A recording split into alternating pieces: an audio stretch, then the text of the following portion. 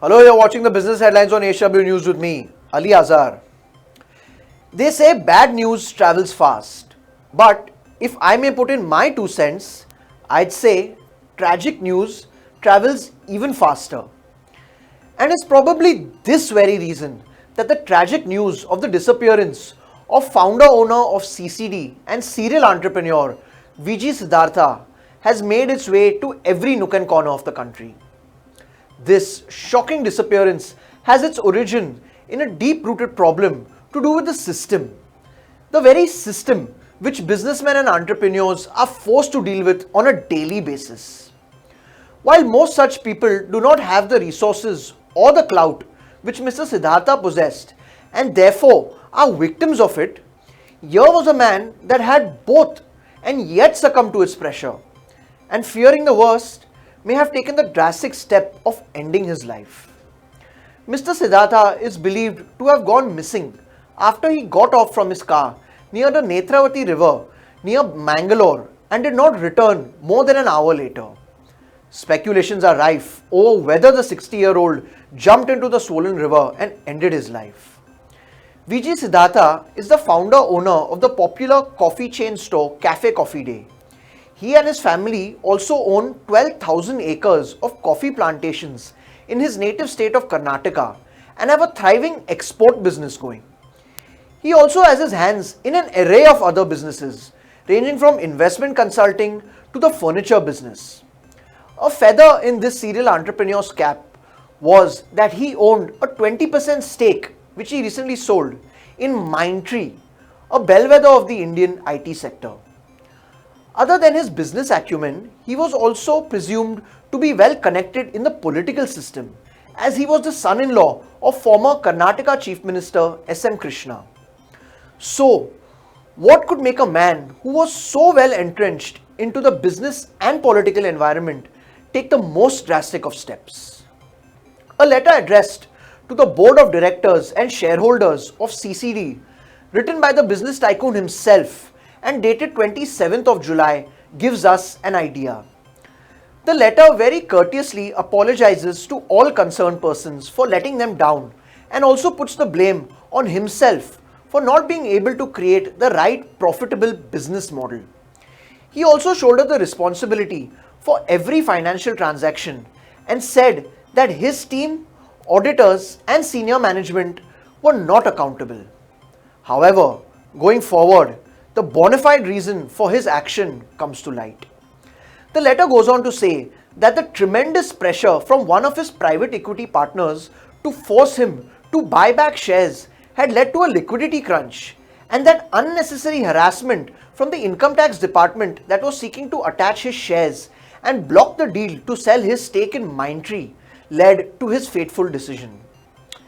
To provide you with a background, Mr. Siddhartha's flagship company CCD had begun to make losses and debts started mounting up, which amounted to approximately 3,300 crore rupees by 2018.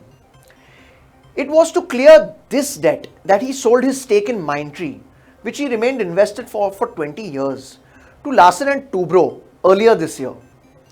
Add to that, recently the US-based beverage giant Coca-Cola was in talks to buy his CCD chain for a valuation of 8 to 10,000 crores. In 2017, the Income Tax Department conducted raids on 25 properties of Mr. Siddhartha and were believed to have unearthed 650 crores in concealed income. This demand is disputed till date.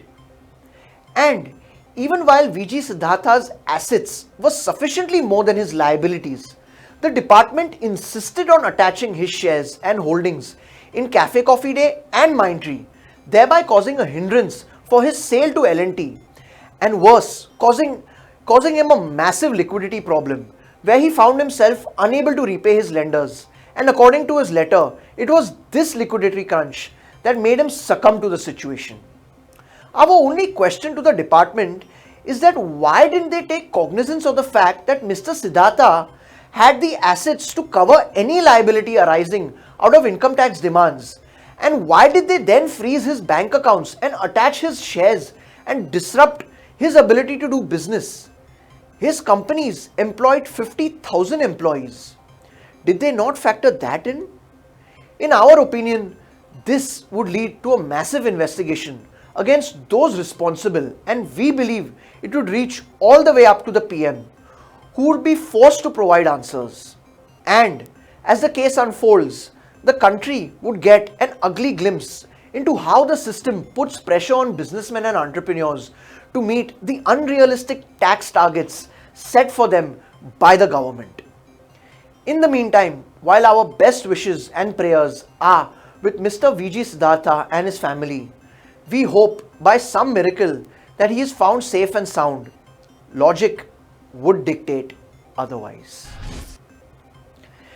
India's newest billionaire is a former classroom teacher who developed an education app that now commands a valuation of $5.7 billion in about 7 years after its latest round of fundraising. BYJU Raveendran, owner of BYJU's learning app, has joined the elite club of Indian billionaires after his holding company Think and Learn secured $150 million in funding from Qatar Investment Authority, a sovereign wealth fund based out of Qatar. This deal conferred a value of $5.7 billion on the company, in which Mr. BYJU owns more than 21%, catapulting him into the coveted billionaires list at the young age of just 37 years. Raveendran, who said he wants to do for Indian education what Mickey Mouse has done for entertainment, will be teaming up with Walt Disney, the American media giant, and taking its services to US shores by early 2020. His latest collaboration would see Disney characters such as Lion King's Simba teach math and English to students from 1st to 3rd standard. The story of this self-made billionaire, from growing up in a village on India's southern coast where his parents were school teachers, to attracting some of the world's biggest investors such as Naspers, Tencent Holdings, Sequoia Capital, and Facebook's Mark Zuckerberg, is no short of extraordinary. BYJUs became profitable from the year ending March 2019, and this would finally pave the way to court even more investors who believe in his vision, making the way for an even richer valuation going forward. Thank you for watching HW News. This is me signing off. Have a great day.